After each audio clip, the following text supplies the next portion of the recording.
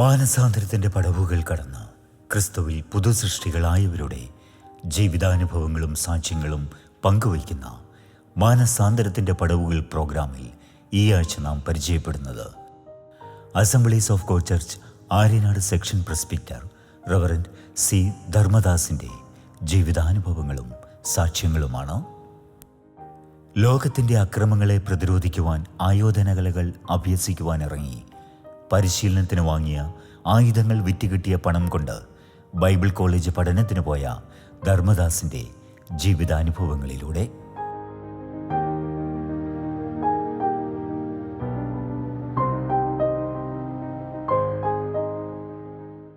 എല്ലാം നന്മയ്ക്കായി സ്വർഗദാതൻ ചെയ്തിടും നിർണയമാം വിളി കേട്ടവർക്കും ദൈവത്തിൻ സ്നേഹം അറിഞ്ഞവർക്കും നിർണയമാം വിളി കേട്ടവർക്കും ദൈവത്തിൻ സ്നേഹം അറിഞ്ഞവർക്കും എല്ലാം നന്മയ്ക്കായി സ്വർഗദാതൻ ചെയ്തിടുന്നു. എല്ലാം നന്മയ്ക്കായി സ്വർഗദാതൻ ചെയ്തിടുന്നു.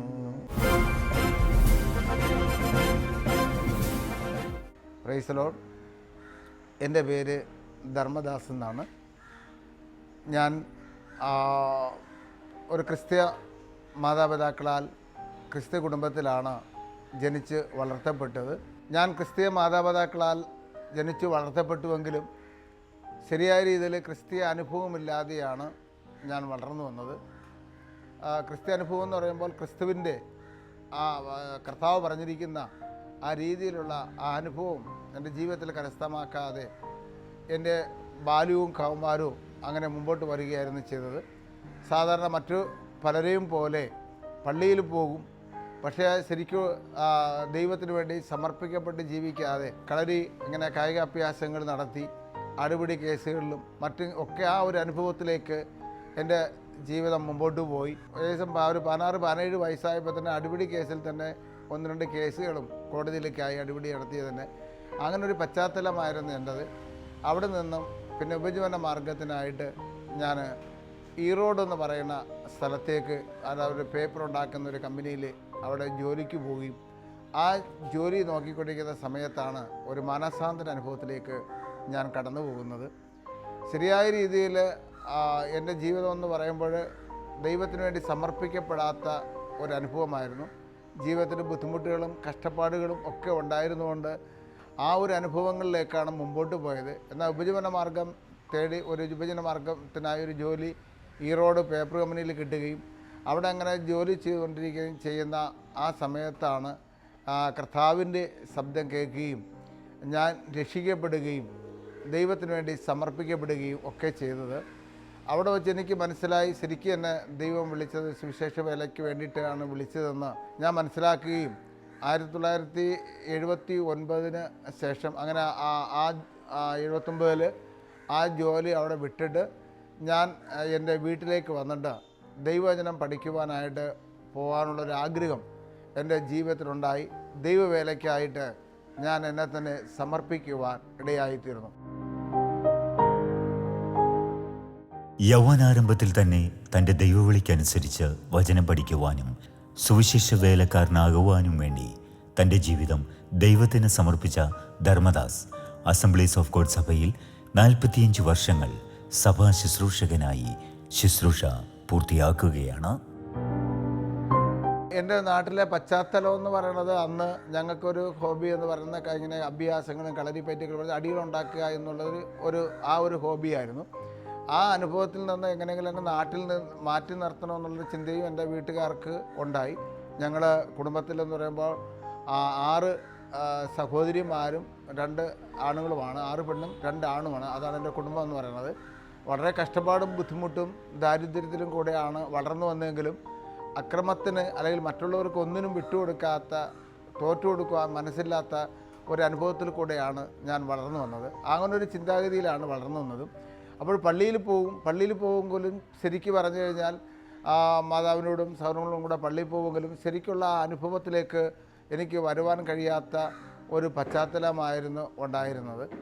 എന്നാൽ അവിടെ നിന്നാണ് അപ്പം നാട്ടിൽ നിന്ന് പിന്നെയും അവിടെ മറ്റു കൂട്ടുകെട്ടിൽപ്പെട്ട് പ്രശ്നം ഉണ്ടാവാതിരിക്കാൻ വേണ്ടിയിട്ടും ഒക്കെ കൊണ്ട് ഒരു ഉപജീവന മാർഗം തേടി ഞാൻ ഈറോഡ് എന്ന് പറയുന്ന സ്ഥലത്ത് കടന്നു പോവുകയും അവിടെ വെച്ച് ഞാൻ മറ്റൊരു പെന്തക്കോസ്ത് സഭയിലേക്ക് ആരാധനയ്ക്കൊക്കെ ഞാൻ കടന്നു പോകുമായിരുന്നു. അങ്ങനെ കടന്നു പോയിക്കൊണ്ടിരുന്ന സമയത്ത് അവിടുത്തെ ആരാധനയൊക്കെ എന്നെ വളരെയധികം ചിന്തിപ്പിക്കുകയും എന്നെ അവിടുത്തെ കൊച്ചു പിള്ളേർ വരെ നല്ല രീതിയിൽ ആരാധിക്കുന്ന കണ്ടപ്പോൾ എനിക്ക് വല്ലാത്ത ഒരു അനുഭവം അതിലുണ്ടായി. അങ്ങനെ ഞാൻ റൂമിൽ വരുമ്പോൾ പ്രാർത്ഥിക്കുകയൊക്കെ ചെയ്യുമായിരുന്നു. അങ്ങനെ ഇരുന്നപ്പോഴാണ് ദൈവശബ്ദം കേൾക്കുവാനിടയായിത്തീരുന്നത് ദൈവത്തിൻ്റെ വേലയ്ക്ക് വേണ്ടി. അങ്ങനെ ദൈവശബ്ദം ശരിക്കും ഞാൻ കേട്ടതിൻ്റെ പശ്ചാത്തലത്തിൽ ദൈവത്തിൻ്റെ വേലയ്ക്കായിട്ട് ഞാൻ എന്നെ തന്നെ സമർപ്പിക്കുവാനിടയായിത്തീർന്നു. അന്ന് എന്നെ ആ പേപ്പർ കമ്പനിയിലെ ആ ജോലി ഞാൻ വിട്ടിട്ട് ഞാൻ നാട്ടിലേക്ക് വരികയും ദൈവവചനം പഠിക്കുവാൻ പോകണമെന്നുള്ള ആഗ്രഹം എനിക്കുണ്ടായി. പക്ഷെ അന്ന് എനിക്ക് ശരിക്കും പറഞ്ഞാൽ ദൈവവചനം പഠിക്കുവാൻ പോയി കഴിഞ്ഞാൽ എനിക്ക് ഫീസ് കൊടുക്കുവാനോ ഒന്നിനും ഒരു നിവൃത്തിയില്ലാത്ത ഒരു സമയമായിരുന്നു അത്. സ്വന്തമായിട്ടൊരു ബൈബിൾ പോലും എനിക്കില്ലായിരുന്നു. അങ്ങനെ ഞാൻ ദൈവവചനം പഠിക്കുവാനായിട്ട് കടന്നു പോകണം എന്ന് ഞാൻ ആഗ്രഹം പ്രകടിപ്പിച്ചപ്പോൾ എൻ്റെ അമ്മ അന്ന് ഒരാളിൽ നിന്നൊരു ബൈബിൾ കടം വാങ്ങിയാണ് എനിക്ക് തന്നത്. അങ്ങനെ കടം വാങ്ങിയ ബൈബിളുമായിട്ടാണ് ഞാൻ ദൈവവചനം പഠിക്കുവാനായിട്ട് Mavelikkara Word of Faith Bible കോളേജിൽ അന്ന് 1979 ആയപ്പോഴേക്കും അന്ന് എനിക്കൊരു 18-19 വയസ്സേ ഉള്ളൂ ഞാൻ കടന്നു പോകുവാനൊക്കെ ഇടയായിത്തീർന്നത്. അങ്ങനെ ഞാൻ കടന്നുപോയതിന് ശരിക്കും പറഞ്ഞു കഴിഞ്ഞാൽ എനിക്ക് ബുക്ക് വാങ്ങുവാനൊന്നും പൈസയില്ലായിരുന്നു. ഞാൻ നേരത്തെ പറഞ്ഞ പോലെ പണ്ട് അതിനു മുമ്പ് ഒരു 16-17 വയസ്സ് ഒക്കെ ഉള്ളപ്പോൾ തന്നെ ഞാൻ പറഞ്ഞുവല്ലോ അടിപിടി കേസുകളും കളരിപ്പയറ്റൊക്കെ അതിലേക്ക് പഠിക്കുകയും അങ്ങനെ ഒരു അനുഭവം എനിക്കുണ്ടായിരുന്നു. അന്ന് എനിക്ക് എൻ്റെ കയ്യിൽ ഇങ്ങനെ ചെറിയ ആയുധങ്ങളൊക്കെ ഉണ്ടായിരുന്നു. അതൊക്കെ വിറ്റിട്ടാണ് ഞാൻ ബുക്ക് വാങ്ങി ദൈവവചനം പഠിക്കുവാനായിട്ട് കടന്നുപോയത്. 1980 വചനപഠനം ആരംഭിച്ച് 1984 AG സഭാ ശുശ്രൂഷകനായി സുവിശേഷ ജീവിതം ആരംഭിച്ച ധർമ്മദാസ് ഇന്ന് Assemblies of God Church Aryanad section presbyter എന്ന നിലയിൽ ശുശ്രൂഷ ചെയ്യുന്നതോടൊപ്പം ആര്യനാടിന് സമീപം കാർമേൽ വൃദ്ധസദനം എന്ന സ്ഥാപനത്തിൽ വൃദ്ധരും നിരാലംബരാക്കപ്പെട്ടവരുമായ 15ഓളം അമ്മമാർക്ക് ഭാര്യ വിമലയോടൊപ്പം ചേർന്ന് അഭയം നൽകി വരികയും ചെയ്യുന്നു. അതെ, ചെറുപ്പത്തിലെന്ന് പറയുമ്പോൾ എനിക്ക് ഈ പഠിച്ചുകൊണ്ട് കളരിയും കടലോട്ടയൊക്കെ പഠിക്കണം. അത് കാരണം ഞങ്ങളവിടെ ആ പശ്ചാത്തലം എന്ന് പറയുന്നത് ഒരു വലിയൊരു അന്നത്തെ കാലഘട്ടത്ത് അടിയും അക്രമമൊക്കെ ഇങ്ങനെ ഇടയ്ക്കിടയ്ക്ക് ഉണ്ടാകുന്നൊരു സന്ദർഭത്തിലായിരുന്നു. അപ്പം ഞങ്ങളുടെ വീട്ടിൽ ഞങ്ങൾ പാവപ്പെട്ടവർ അതിൽ സാമ്പത്തികമായി മെച്ചൂർ അല്ലാത്തതുകൊണ്ട് ചില ആക്രമണങ്ങളൊക്കെ ഉണ്ടായപ്പോൾ അതിനെതിരെ എഗ്നിസ്റ്റായിട്ടുള്ള രീതിയിലാണ് ഞാനും വളർന്നു വന്നത്. അപ്പോൾ അതിനെതിരെ ഫൈറ്റ് ചെയ്യാൻ വേണ്ടിയിട്ടാണ് ഈ കളരി കരോട്ടയൊക്കെ പഠിച്ചത്. അന്ന് എൻ്റെ കയ്യിൽ ഇതുപോലെ കടാരയും മറ്റ് സ്പ്രിങ് അങ്ങനെയുള്ള ചെറിയ ഇതൊക്കെ അന്നുണ്ടായിരുന്നു. പക്ഷേ ഞാൻ മാനസാന്തരത്തിലേക്ക് കടന്നു പോയപ്പോൾ അതെല്ലാം മാറ്റി വെച്ചിരുന്നു. പിന്നീട് എനിക്ക് ബുക്ക് വാങ്ങാൻ ബൈബിൾ കോളേജിൽ ഇപ്പോൾ ബുക്ക് വാങ്ങാൻ നിവൃത്തിയിലായിരുന്നപ്പോൾ ഇതെല്ലാം പറക്കി അന്ന് കിട്ടിയ വിലയ്ക്ക് വിറ്റിട്ട് ആ പൈസയ്ക്കാണ് ഞാൻ ബുക്കുകളുടെ വാങ്ങിയിട്ട് ദൈവവചനം പഠിക്കുവാനായിട്ട് കടന്നുപോയത്. ദൈവവചനം പഠിക്കുവാനായിട്ട് കടന്നുപോയെങ്കിലും വേണ്ടത്ര വസ്ത്രങ്ങളോ പഠിക്കുവാനുള്ള ബുക്കുകളോ കൊടുക്കുവാനുള്ള ഫീസോ തുണി അലക്കാനുള്ള സോപ്പോ ഒന്നും വാങ്ങുവാൻ നിവൃത്തിയില്ലായിരുന്നു. അപ്പോൾ അന്നത്തെ ആ കാലഘട്ടത്തിൽ എന്ന് പറയുമ്പോൾ അവിടെ എല്ലാ പിള്ളേരും ശരിക്കും പറഞ്ഞു കഴിഞ്ഞാൽ നല്ല രീതിയിൽ വസ്ത്രമുണ്ട്, വസ്ത്രം അലക്കാനുള്ള സോപ്പുണ്ട്, എല്ലാം ഉള്ളപ്പോൾ അവർ അലക്കി ബാക്കി വരുന്ന സോപ്പെടുത്തായിരിക്കും ഞാൻ എൻ്റെ വസ്ത്രം അലക്കുന്നത്. ഇങ്ങനെ വല്ലാത്ത കഷ്ടപ്പാടും ബുദ്ധിമുട്ടും എനിക്ക് വീട്ടിൽ നിന്ന് അയച്ചു തരുവാൻ എൻ്റെ അമ്മയ്ക്ക്. കാരണം എൻ്റെ ഫാദർ എന്ന് പറയുമ്പോൾ ഞാൻ ജനിക്കുമ്പോൾ അവൻ നേരത്തെ മരിച്ചു പോയതാണ്. അപ്പോൾ എന്നെ വളർത്തുവാൻ പിതാവില്ല, അമ്മ മാത്രമാണ്. അമ്മയാണ് എന്നെ കഷ്ടപ്പെട്ട് വളർത്തി. എൻ്റെ അമ്മ ഇപ്പോൾ മരിച്ചിട്ട് വർഷങ്ങളായി. അതുവരെ എന്നെ വളർത്തിയതും ഞങ്ങൾക്ക് വേണ്ടി എന്നെ ഇതെല്ലാം ചെയ്ത അമ്മയാണ്. അപ്പോൾ അയച്ചു തരുവാൻ അമ്മയ്ക്കും നിവൃത്തിയില്ല. ഞാൻ നേരത്തെ പറഞ്ഞല്ലോ 6 പെങ്ങന്മാരുണ്ട്.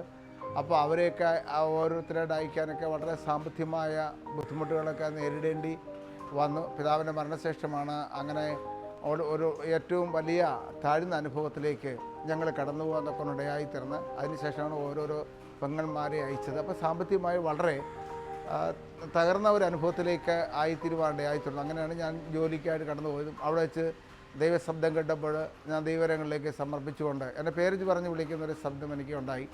ആ സമയത്ത് ദൈവരങ്ങളിലേക്ക് എന്നെ സമർപ്പിക്കുകയും ദൈവത്തിൻ്റെ വേല ചെയ്യുവാനായിട്ട് ഞാൻ ഇറങ്ങിത്തിരിക്കുകയും ചെയ്തത്. അപ്പോൾ ഞാനിങ്ങനെ എൻ്റെ അമ്മ വേറൊരാളുടെ നിന്ന് കടം വാങ്ങി തന്ന ബൈബിളുമായിട്ട് ഈ ആയുധങ്ങൾ വിറ്റുകൊണ്ട് കിട്ടിയ പൈസയ്ക്ക് ബുക്കും വാങ്ങിയിട്ടാണ് ഞാൻ ബൈബിൾ കോളേജിലേക്ക് കടന്നു പോകുവാന്നൊക്കെ ഇടയായിത്തീർന്നത്. അന്ന് എന്ന് പറയുന്നത് ശരിക്ക് ഫീസ് കൊടുക്കുവാനുള്ള നിവൃത്തിയില്ലാത്ത ഒരു സാഹചര്യത്തിലാണ് ഞാൻ അവിടെ പഠിക്കുന്നത്. അപ്പോൾ അന്ന് അവിടെ ഈ പശുവിനെ അവിടെ ഒരു പശു ഉണ്ടായിരുന്നു. ആ പശുവിനെ നോക്കാൻ വേറൊരാളാണ് അന്ന് പുല്ല് പറിക്കുകയും അതിനെ പശുവിനെ കുളിപ്പിക്കുകയും പാല് കറക്കുകയൊക്കെ ചെയ്യുന്നത്. അപ്പോൾ അങ്ങനെയുള്ള സാഹചര്യത്തിൽ ഞാൻ പറഞ്ഞു ആ ജോലി കൂടെ ഞാൻ ചെയ്യാം, ആ പൈസ എനിക്ക് തന്നാൽ മതിയെന്ന് പറഞ്ഞു. അന്ന് ഒരു മാസം 10 രൂപയാന്തമാണ് പുല്ല് പറിക്കുന്നതിനും പശുവിനെ കുളിപ്പിക്കുന്നതിനും പാല് കറക്കുന്നതിനായിട്ടുള്ളത്. അപ്പോൾ ആ ജോലി ഞാൻ ചെയ്തോളുന്നുണ്ട്. അപ്പോൾ മാസം 10 രൂപ കിട്ടിക്കഴിഞ്ഞാൽ എനിക്ക് നോട്ട്ബുക്ക് വാങ്ങാനും അവിടുത്തെ മറ്റ് ചില്ലറ കാര്യങ്ങൾക്കൊക്കെ അന്ന് അത് മതിയാവുമായിരുന്നു. അങ്ങനെ അവിടുത്തെ ആ പഠനത്തോടൊപ്പം ബൈബിൾ കോളേജിൽ ദൈവവചനം പഠിക്കുന്നതിനോടൊപ്പം തന്നെ അവിടുത്തെ പശുവിനെ നോക്കുകയും അവിടെ അതിന് പുല്ല് പറിക്കുകയും അതിനെ പശുവിന് പാല് കറന്നു കൊടുക്കുകയും അതിനെ കുളിപ്പിക്കുകയൊക്കെ ചെയ്യുമ്പോൾ അതിൽ നിന്ന് എനിക്ക് മാസം തോറും 10 രൂപ തരും. ആ 10 രൂപ കൊണ്ടാണ് ഞാൻ പഠിച്ച് ഇത് പിന്നീട് നോട്ട് ബുക്കൊക്കെ വാങ്ങിച്ച് പഠിക്കുവാൻ തക്കവണ്ണം ഇടയായിത്തീർന്നത്. അങ്ങനെ വളരെ കഷ്ടപ്പാടോടും ബുദ്ധിമുട്ടോടും കൂടിയാണ് അവിടെ നിന്ന് ദൈവവചനം പഠിച്ച് ഗ്രാജുവേറ്റ് ചെയ്ത് ഇറങ്ങുവാൻ തക്കവണ്ണം ഇടയായിരുന്നു. അങ്ങനെ 1980 മുതൽ 83, 84 വരെ ഞാൻ അവിടെ ദൈവവചനം പഠിച്ച ശേഷം 84 ഞാൻ ഇറങ്ങി വരികയും ഞാൻ വിവാഹിതനാകുകയും, കാരണം അന്ന് അസംബ്ലീസ് ഓഫ് ഗോഡിൽ സഭാചാർച്ച കേൾക്കണമെങ്കിൽ അന്ന് വിവാഹം കഴിയണമായിരുന്നു. കുടുംബസ്ഥനായാൽ മാത്രമേ അന്ന് സഭാചാർച്ച ഏൽപ്പിക്കുള്ളൂ. അതുകൊണ്ട് 84 തന്നെ ഞാൻ വിവാഹിതനാകുകയും അന്നൊരു സഭാചാർജ് ആദ്യമായിട്ട് നെയ്യാറ്റിൻകര ഭാഗത്ത് ഒരു സഭാചാർജ് ഏൽക്കുകയും ചെയ്തു. പിന്നെ അങ്ങനെ വിവാഹിതനാവുകയും സഭാചാർജ് ഏൽക്കുകയും ചെയ്തു. അങ്ങനെ സഭയിൽ ഇരുന്നു കൊണ്ട് തന്നെ പിന്നെ എനിക്ക് ദൈവവചനം പഠിക്കണമെന്നുള്ള ആഗ്രഹമുണ്ടായി. അതിൻ്റെ സഭാചാർജേറ്റൻ്റെ 3ാമത്തെ വർഷം തൊട്ട് വീണ്ടും ദൈവവചനം പഠിക്കുവാനായിട്ട് ഞാൻ പുനലൂർ ബഥേൽ ബൈബിൾ കോളേജിൽ പോവുകയും അവിടെ ചെന്ന് ദൈവവചനം വീണ്ടും പഠിച്ചു. അപ്പോൾ തിങ്കൾ മുതൽ വെള്ളിയാഴ്ച വരെ ഞാൻ ദൈവവചനം പഠിക്കും. വെള്ളിയാഴ്ചയുടെ അന്ന് സഭയിൽ വരും, സഭാരാധന നടത്തും. അന്ന് എനിക്ക് അപ്പോഴെനിക്ക് ഭാര്യയും 2 കുഞ്ഞുങ്ങളുണ്ട്. എൻ്റെ ഭാര്യ ഒരു പ്രസവത്തിൽ 2 കുഞ്ഞുങ്ങളെ പ്രസവിച്ചു, ഒരാണും ഒരു പെണ്ണും, ഇരട്ട കുഞ്ഞുങ്ങളാണ്. അപ്പോൾ ഞാൻ സഭാചർച്ചയുടെ പിറ്റേ വർഷം പോകാത്തതുകൊണ്ട് കുഞ്ഞുങ്ങളുടെ ഇതുകൊണ്ട് 2 വർഷം കൂടെ കഴിഞ്ഞിട്ടാണ് ഞാൻ പഠിക്കാൻ പോയത്. അപ്പോൾ കുഞ്ഞുങ്ങളുടെ കാര്യമായി കുടുംബം, ഭാര്യയുടെ കാര്യം, കുഞ്ഞുങ്ങളെ നോക്കണം, കുഞ്ഞുങ്ങളുടെ സാമ്പത്തിക ചെലവ് എല്ലാം കൂടെ ഭയങ്കര ബുദ്ധിമുട്ടായി. എങ്കിൽ തന്നെയും ഞാൻ വീക്കെൻഡിൽ പോയി വന്ന് പഠിക്കുമായിരുന്നു. അതായത് തിങ്കളാഴ്ച മുതൽ വെള്ളിയാഴ്ച വരെ ദൈവവചനം പഠിക്കുകയും പുനലൂരിൽ പോയി പഠിക്കുകയും അതിനുശേഷം വെള്ളിയാഴ്ച വന്ന് ചർച്ചിൽ ഉപവാസ പ്രാർത്ഥന അത് വിസിറ്റ് ചെയ്യുകയും ശനിയാഴ്ച യോഗം നടത്തി ഞായറാഴ്ചത്തെ ആരാധനയും കൂടെ കഴിഞ്ഞ് ഞായറാഴ്ച വൈകുന്നേരം വീണ്ടും കോളേജിലേക്ക് തിരിച്ചു പോവുകയും അവിടെ ചെന്ന് വീണ്ടും ദൈവവചനം പഠിച്ചു. അങ്ങനെ അവിടെ വീണ്ടും പുനലൂരിൽ നിന്നും അവിടെ നിന്ന് പഠിച്ച് ഗ്രാജുവേറ്റ് ചെയ്യുവാന്നൊക്കെ ഇടയായിത്തീർന്നു. അങ്ങനെയാണ് സഭാചാർച്ചയോടൊപ്പം തന്നെ വീണ്ടും ദൈവവചനം പഠിച്ചു. ഇങ്ങനെ വിവിധ സ്ഥലങ്ങളിൽ കർത്താവിൻ്റെ വേലയിലായിരിക്കുവാനും അനേകരെ ദൈവഭാഗത്തേക്ക് കൊണ്ടുവരുവാനും ഒക്കെ ദൈവം ഞങ്ങൾക്ക് കുടുംബമായി പിന്നീട് ദൈവം അവസരം ഒരുക്കി. കർത്താവിൻ്റെ വേല വിശ്വസ്തയോടെ ഞങ്ങളുടെ ദേശത്തിൻ്റെ പല ഭാഗങ്ങളിലും ചർച്ചകളും മാറി കടന്നുപോയി ശുശ്രൂഷിക്കുവാനും ഓരോ ദേശത്തും കടന്നുപോയി കർത്താവിൻ്റെ മഹത്വമേറിയ ശുശ്രൂഷ ചെയ്യുവാനും ദൈവം ഇടയാക്കി. തൻ്റെ ദൈവവിളിയും നിയോഗവും എന്തെന്ന് മനസ്സിലാക്കി ദൈവികമായ നിരവധി ശുശ്രൂഷകളോടൊപ്പം കഷ്ടത അനുഭവിക്കുന്നവർക്കും രോഗികൾക്കും അനാഥരുമായവർക്കും വേണ്ടി നടത്തുന്ന നിരവധി ജീവകാരുണ്യ പ്രവർത്തനങ്ങൾക്കും ആര്യനാടും നെടുമങ്ങാടും കേന്ദ്രീകരിച്ച് റവറൻഡ് സി ധർമ്മദാസ് നേതൃത്വം നൽകി വരുന്നു.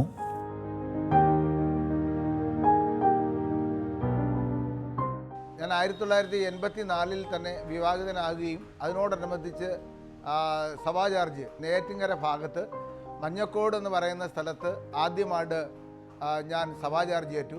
ഞാൻ അവിടെ സഭാ ചാർജ് കേൾക്കുമ്പോൾ വളരെ പ്രതികൂലത്തിൻ്റെ, അതായത് കൺവെൻഷൻ നടത്തുമ്പോഴും സുവിശേഷ യോഗം നടത്തുമ്പോഴും കല്ലെറിയുക, വേർവെട്ടി ഇറക്കുക, ഇങ്ങനെയൊക്കെയുള്ള സാഹചര്യത്തിലാണ് ഞാൻ അവിടെ പോയി സഭാ ചാർജ് കേൾക്കുന്നത്.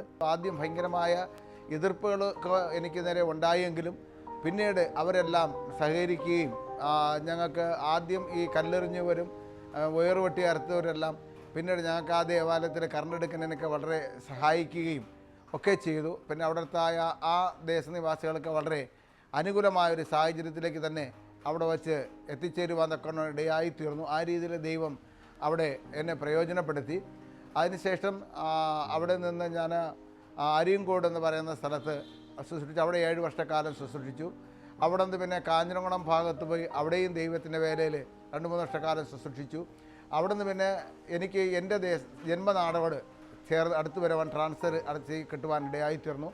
അങ്ങനെ ഞാൻ ജനിച്ച് വളർന്ന സ്ഥലത്തിനോടനുബന്ധിച്ചുള്ള സഭകളിൽ ശുശ്രൂഷിക്കുവാനുള്ള ഒരു അവസരം കർത്താവ് എനിക്ക് ഒരുക്കി തന്നു. ഏകദേശം 10-25 വർഷക്കാലം കൊണ്ട് ഞാൻ ജനിച്ച സ്ഥലത്തിനോട് അടുത്ത് തന്നെ ഉള്ള സഭകളിൽ ശുശ്രൂഷിപ്പാൻ ദൈവം എനിക്ക് അവസരം ഒരുക്കി. ചേരപ്പള്ളി, ചെറുമഞ്ചൽ എന്ന സ്ഥലങ്ങളിൽ ശുശ്രൂഷിച്ചു. ഇപ്പോൾ മിത്രാനികേതൻ എന്ന് പറയുന്ന സ്ഥലത്ത് ദൈവത്തിൻ്റെ വേലയിലായിരിക്കാൻ ദൈവം എനിക്ക് കൃപ ചെയ്തു.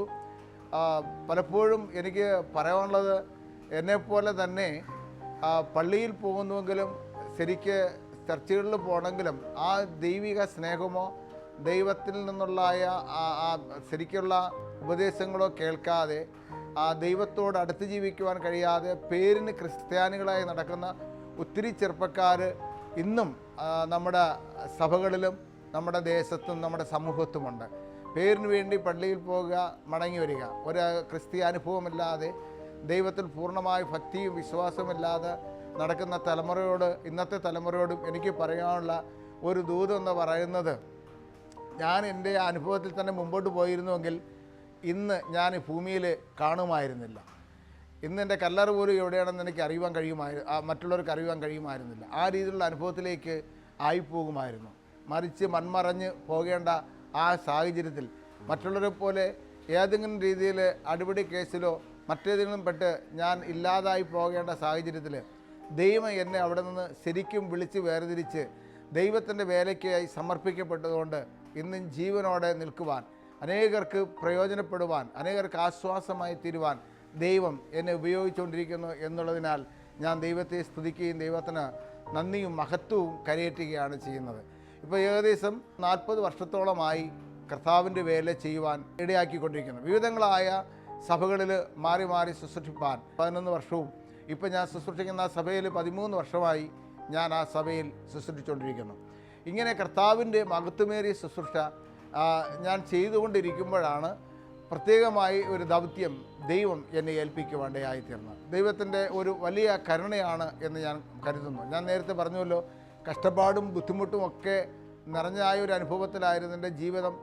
അപ്പോൾ എന്നെപ്പോലെ കഷ്ടപ്പെട്ട് വളരുന്നവരെ കാണുമ്പോൾ എനിക്ക് വളരെ സഹതാവും അയ്യോഭാവവും ഒക്കെ തോന്നുമായിരുന്നു. പക്ഷേ എന്ത് ചെയ്യാം, പലപ്പോഴും ഞാൻ നിരാശനായി നിസ്സഹായനായി നോക്കി നിൽക്കുകയല്ലാതെ മറ്റൊരു മാർഗവും എൻ്റെ മുമ്പിലുണ്ടായിരുന്നില്ല. അങ്ങനെ ഇരുന്ന സമയത്താണ് ദൈവം എനിക്കൊരു പ്രത്യേക ദർശനം തരികയും ഒരു പ്രത്യേക ശുശ്രൂഷയ്ക്കായി ദൈവം എന്നെ നിയോഗിച്ചിരിക്കുന്നു എന്നുള്ള ആ ബോധ്യം എനിക്കുണ്ടാകുകയും ദൈവം അതിനുവേണ്ടി എന്നെ നിയോഗിക്കുകയും ചെയ്തതിൻ്റെ അടിസ്ഥാനത്തിൽ ഞാൻ ഇങ്ങനെ ഭിക്ഷയാടനം നടത്തുകയും ആരും കൊണ്ടുപോകാനില്ലാതെ, ആരും സംരക്ഷിക്കാനല്ലാതെ റോഡിൽ ഭിക്ഷാടനം നടത്തി റോഡിൽ മൂത്ര വിസർജനം ചെയ്ത് ആരും ഇല്ലാതെ അവസരമായി കിടക്കുന്നവരെ എടുത്ത് സംരക്ഷിക്കുവാൻ ഉള്ളൊരു പ്രചോദനം എനിക്കുണ്ടാകുന്നത്. അങ്ങനെ അതിൻ്റെ അടിസ്ഥാനത്തിൽ വിശ്വാസത്താൽ ഞാനത് ആരംഭിക്കുവാൻ തക്കവണ്ണം ദൈവം എനിക്ക് കൃപ ചെയ്തു. അത് ശരിക്കും പറഞ്ഞു കഴിഞ്ഞാൽ ഒരു ദൈവിക ശുശ്രൂഷയുടെ ഭാഗമാണ്. അപ്പോൾ ദൈവിക ശുശ്രൂഷയുടെ ഭാഗമായിട്ട് ദൈവം എന്നെ ഉപയോഗിക്കുകയായിരുന്നു എന്നുള്ളത് എനിക്ക് പിന്നീടുള്ള കാലഘട്ടങ്ങളിൽ എനിക്ക് മനസ്സിലാക്കുവാൻ തക്കവണ്ണം കഴിഞ്ഞു. കാരണം വിവിധങ്ങളായ രീതിയിൽ വാർദ്ധക്യത്തിൻ്റെ അവരുടെ നല്ല പ്രായത്ത് മക്കളെയും കൊച്ചുമക്കളെയും എല്ലാം പോറ്റി പുലർത്തി അവർക്ക് വേണ്ടി ജീവിച്ച് അവരെ സംരക്ഷിച്ച് കഴിഞ്ഞു വന്നിട്ട് അവസാനം അവരവരെ ചവറുപോലെ പുറന്തള്ളുമ്പോൾ നിസ്സഹായരായി അവർ വഴിയോരങ്ങളിൽ അഭയം പ്രാപിച്ച് ആരും ആശ്രയമില്ലാത്തവരായി കിടക്കുമ്പോൾ, അവർക്ക് വേണ്ടി ആരും കരുതുവാനില്ലായിരിക്കുമ്പോൾ അവരെ സംരക്ഷിച്ചപ്പോൾ, അവരോട് ദൈവസ്നേഹത്തിൽ അവരെ സംരക്ഷിക്കുകയും അവർക്ക് വേണ്ടതെല്ലാം ചെയ്യുകയും ചെയ്തപ്പോൾ, ഞാൻ പറയാതെ തന്നെ ഞാൻ സേവിക്കുന്ന ദൈവത്തെ അവർ കണ്ടുമുട്ടുവാണ്ടയായിത്തീർന്നു. ആ ദൈവത്തിന് വേണ്ടി ജീവിക്കുവാണ്ടായിത്തീർന്നു. അനേകർ അങ്ങനെ ദൈവമക്കളായി തീർന്നിട്ട് വാർദ്ധക്യത്തിൻ്റെ അവസ്ഥയിൽ അവർ കർത്താവിനെ സ്വീകരിക്കുവാനും കർത്താവിന് വേണ്ടി ജീവിതം സമർപ്പിക്കപ്പെട്ട് അവർ കർത്താവിൽ നിദ്ര പ്രാപിക്കുവാനും നിത്യത കരസ്ഥമാക്കുവാനും ഇടയായി തീർന്നിട്ടുണ്ട്. അങ്ങനെ ഇന്നും എനിക്ക് 2003 അങ്ങനെ ഒരു സ്ഥാപനം കൂടെ, ഒരു വൃദ്ധസദനം കൂടെ ആരംഭിക്കുവാനും ഇന്നോളം അതും ഈ ശുശ്രൂഷയുടെ ഭാഗമായി നടത്തി വരുവാനും ദൈവം എനിക്ക് കൃപ ചെയ്തു. ഈ വൃദ്ധസദനം നടത്തുന്നതെന്ന് പറയുന്നത് സഭയുടെയോ സംഘടനയുടെയോ ഭാഗമായിട്ടല്ല, തികച്ചും ദൈവം എനിക്ക് തന്ന ആ ഒരു ദർശനത്തിൻ്റെയും ആ ഒരു നിയോഗത്തിൻ്റെയും അടിസ്ഥാനത്തിലാണ് ഞാൻ ഈ സ്ഥാപനം നടത്തി വരുന്നത്. ഇന്നോളം നല്ല രീതിയിൽ നടത്തുവാനും അനേകം ആൾക്കാരുടെ സഹായത്താൽ ഇന്നും ഈ വൃദ്ധസദനം നടത്തി വരുവാൻ ദൈവം എനിക്ക് കൃപ ചെയ്യുന്നു. അതോടൊപ്പം തന്നെ അസംബ്ലീസ് ഓഫ് ഗോഡിൻ്റെ വിവിധ സഭകളിൽ ശുശ്രൂഷിക്കുകയും വിവിധ സ്ഥാനങ്ങളിൽ ചുമതലകളിലായിരിക്കാനും ഇടയായിത്തീർന്നു. ഇന്ന് അസംബ്ലീസ് ഓഫ് ഗോഡിൻ്റെ ദക്ഷിണ മേഖലയിൽ ആരനാട് സെക്ഷൻ്റെ പ്രസ്ബീറ്റർ എന്ന ആ ചുമതല വഹിച്ചുകൊണ്ട് കർത്താവിൻ്റെ വേല ചെയ്യുവാനും സ്വന്തമായ ഒരു സഭയിൽ ശുശ്രൂഷിക്കുവാനും അതിനോടൊപ്പം മറ്റ് 10-17 സഭകൾക്ക് നേതൃത്വം കൊടുക്കുവാനും ദൈവം എന്നെ ഉപയോഗിച്ചിട്ടിരിക്കുന്നു. ഇതെൻ്റെ കഴിവുകൊണ്ടല്ല, തികച്ചും ദൈവം എന്നെ വിളിച്ചതുകൊണ്ട്, ദൈവം എന്നെ വേർതിരിച്ചതുകൊണ്ട്, ദൈവത്തിൻ്റെ മഹാകരുണയാൽ, ദൈവത്തിൻ്റെ മഹാകൃപയാൽ എന്നെ തേടി വന്ന് ദൈവം എന്നെ വിളിച്ചതുകൊണ്ടാണ് എനിക്ക് ഈ സ്ഥാനത്ത് കടന്നുവരേണ്ടതായിത്തീരുന്നത്. യോഹന്നാൻ സുവിശേഷത്തിൽ നാം വായിക്കുന്നത് പോലെ, നിങ്ങൾ എന്നെ തിരഞ്ഞെടുത്തു എന്നല്ല, ഞാൻ നിങ്ങളെ തിരഞ്ഞെടുത്തു. എന്തിനു വേണ്ടി? പോയി ഫലം കായ്ക്കുവാൻ ഞാൻ നിങ്ങളെ തിരഞ്ഞെടുത്തിരിക്കുന്നു. അങ്ങനെ ഞാൻ ദൈവത്തെ അല്ല തിരഞ്ഞെടുത്തത്, ദൈവം എന്നെയാണ് തിരഞ്ഞെടുത്തത്. ദൈവം എന്നെ തിരഞ്ഞെടുത്തത് ഒരു വലിയ ഭാഗ്യമായി ഞാൻ കാണുന്നു. ഞാൻ ഇന്ന് ഭൂമുഖത്ത് ജീവിച്ചിരിക്കുന്നത് തന്നെ ദൈവത്തിൻ്റെ കൃപയാലാണ്, ദൈവത്തിൻ്റെ കരുണയാലാണ്. ദൈവത്തിന് എന്നെക്കുറിച്ചൊരു ഉദ്ദേശവും ദൈവത്തിന് എന്നെക്കുറിച്ചൊരു പദ്ധതിയും ഉള്ളതുകൊണ്ടാണ് ഞാൻ ഇന്ന് ഈ ദേശത്ത്, ഈ ലോകത്ത് ജീവിച്ചിരുന്ന് ഇത്തരം കാര്യങ്ങൾ ചെയ്യുവാൻ എനിക്കിടയായി തീർന്നിരിക്കുന്നത്. അനേകർക്ക് ആശ്വാസമായി തീരുവാൻ, അനേകർക്ക് തണലും താങ്ങുമായി തീരുവാൻ ദൈവം എന്നെ ഉപയോഗിച്ചുകൊണ്ടിരിക്കുന്നു. വിശ്വാസത്താൽ ആരംഭിച്ച ജീവിതം ഇന്നും വിശ്വാസത്താൽ തന്നെ തുടർന്നുകൊണ്ടിരിക്കുവാൻ ദൈവം എനിക്ക് കൃപ ചെയ്തുകൊണ്ടിരിക്കുന്നു. എന്നെ കേൾക്കുന്ന ധാരാളം പേര് ഉണ്ടായിരിക്കാം. ഞാൻ അവരോട് പറയുന്നത്, കർത്താവിനെ സേവിച്ചു കഴിഞ്ഞാൽ ഒരിക്കലും നഷ്ടമല്ല. നമ്മുടെ ജീവനെ നാശത്തിൽ നിന്ന് വീണ്ടെടുക്കുവാൻ, നമ്മുടെ ജീവനെ നിലനിർത്തുന്നത് നമ്മുടെ ദൈവത്തിൻ്റെ കരുണ മാത്രമാണ്. ഇതിനിടയ്ക്ക് പലവിധമാകുന്ന രോഗങ്ങൾക്ക് ഞാൻ വിധേയനായിത്തീർന്നു. അതിൽ നിന്നെല്ലാം ദൈവം എന്നെ വിടുവിച്ചു. കോവിഡ് എന്ന മഹാമാരി എന്നെയും കടന്നു പിടിച്ചു. എൻ്റെ സ്ഥാപനത്തിൽ ഉള്ള അന്തേവാസികളെ ആ കോവിഡ് കടന്നു പിടിച്ചു. 2 പേര് അന്തേവാസികളിൽ 2 പേര് കോവിഡ് ബാധിച്ച് മരണപ്പെടുവാനിടയായിത്തീർന്നു. അതിൽ 3 പേര് ഹോസ്പിറ്റലായാലും ഒരാൾ ജീവനോടെ തിരിച്ചു വന്നു, 2 പേര് മരണപ്പെട്ടു. ആ സമയത്ത് ഞാനും കോവിഡ് ബാധിച്ച് ഹോസ്പിറ്റലിൽ അഭയം പ്രാപിച്ചുവെങ്കിലും ദൈവം അതിൽ നിന്ന് എനിക്ക് വിടുതൽ തന്ന ഞാൻ കടന്നു വരുവാൻ തക്കനിടയായിത്തീർന്നു. അതുകൊണ്ട് ഞാൻ ജീവിച്ചിരിക്കുന്ന ഈ കാലമൊക്കെയും കർത്താവിൻ്റെ മഹത്വമേറിയ ശുശ്രൂഷ ചെയ്യുവാൻ വീണ്ടും ഞാൻ ബാധ്യസ്ഥനാണ്. ദൈവം എന്നെ ബലപ്പെടുത്തുന്നു, ദൈവം അതിനെന്നെ ധൈര്യപ്പെടുത്തി ദൈവം എന്നെ നിയോഗിച്ചുകൊണ്ടിരിക്കുന്നു. അതുകൊണ്ട് നിങ്ങൾ എന്നെ കേൾക്കുന്നവർ എന്നെ ഓർത്ത് പ്രാർത്ഥിക്കുക, എന്നെയും എൻ്റെ കുടുംബത്തെയും എൻ്റെ ശുശ്രൂഷയും ഓർത്ത് പ്രാർത്ഥിക്കുക, ഞങ്ങളുടെ നിലനിൽപ്പിനോർത്ത് പ്രാർത്ഥിക്കുക. ഞാൻ നടത്തി വരുന്ന വൃദ്ധസദനത്തെ, അവിടുത്തെ അന്തേവാസികൾ അവരുടേതായ രക്ഷയ്ക്കായും അവരുടേതായ സന്ധാരണത്തിനായും അത് നടത്തിപ്പിനായും ഒക്കെ നിങ്ങൾ ഞങ്ങളെ ഓർത്തും പ്രാർത്ഥിക്കുക എന്ന് പ്രത്യേകം ഓർപ്പിക്കുന്നു. എന്നെ ഇത്രത്തോളം സഹായിച്ച് നിലനിർത്തിയിരിക്കുന്ന സർവ്വവല്ലഭനായ ദൈവത്തിന്, എന്നെ വേലയ്ക്ക് വിളിച്ച് വേർതിരിച്ച ദൈവത്തിൻ്റെ മഹത്വമേറിയ ശുശ്രൂഷയ്ക്ക് വേണ്ടി എന്നെ നശിച്ചു പോകാമായിരുന്ന, അല്ലെങ്കിൽ ലോകത്തുനിന്ന് മാറ്റപ്പെടാമായിരുന്ന എന്നെ ഈ മഹത്വമേറിയ ശുശ്രൂഷയ്ക്ക് വേണ്ടി എന്നെ ദൈവം വിളിച്ച് വേർതിരിച്ച ദൈവത്തിന് സർവ്വ മഹത്വവും ദൈവത്തിന് അർപ്പിച്ചുകൊള്ളുന്നു. ദൈവമായ കർത്താവ് നമ്മെ ഏവരെയും സഹായിക്കുമാറാകട്ടെ. ദൈവത്തിൻ സ്നേഹം അറിഞ്ഞവർക്കും നിർണയമാം വിളി കേട്ടവർക്കും ദൈവത്തിൻ സ്നേഹമറിഞ്ഞവർക്കും എല്ലാം നന്മയ്ക്കായി. നിരന്തരമായ ദൈവികമായ അനുഭവങ്ങളിലൂടെ, നിരന്തരമായ പ്രാർത്ഥനകളിലൂടെ തൻ്റെ ദൈവവിളിക്കനുസരിച്ച് തൻ്റെ വിളിയും തിരഞ്ഞെടുപ്പും ഇന്നതെന്ന് മനസ്സിലാക്കി സുവിശേഷത്തിൻ്റെ വയലുകളിൽ ജീവിതം തുടരുന്ന അസംബ്ലീസ് ഓഫ് ഗോഡ് സഭ ആര്യനാട് സെക്ഷൻ പ്രസ്പെക്ടർ റവറൻഡ് സി ധർമ്മദാസിൻ്റെ ജീവിതാനുഭവങ്ങൾ പങ്കുവച്ചുകൊണ്ട് മാനസാന്തരത്തിൻ്റെ പടവുകൾ പ്രോഗ്രാമിൻ്റെ ഇന്നത്തെ അധ്യായം ഇവിടെ പൂർണ്ണമാവുന്നു.